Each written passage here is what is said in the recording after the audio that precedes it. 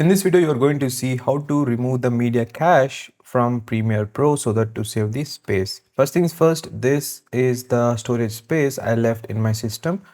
So now follow the steps along with me. Open the Premiere Pro, then click on the edit, then choose preferences, then from the list, choose the media cache.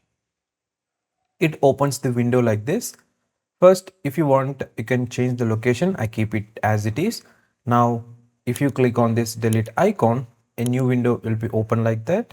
Here, you need to select delete unused or delete all media cache files. If in case any projects are running, as you can see here, there are some projects that I am currently editing.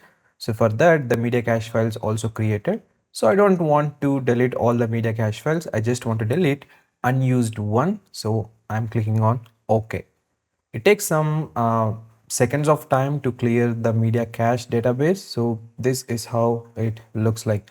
And also I'll show you once it completed how much the storage difference is there in my system. So as you can see, currently it is 76.8, 120 GB free. So once it completes, I'll show you how it changes. Now it is completed. If I go to the file explorer, as you can see, there is some difference is there, but it's not huge. I usually like weekly once I do this to free up the storage.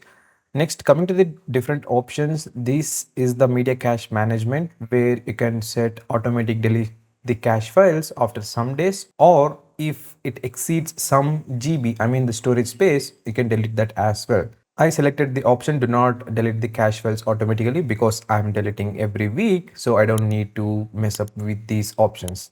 Finally, click on OK. That's it. This is how you can clear the media cache files in Adobe Premiere Pro.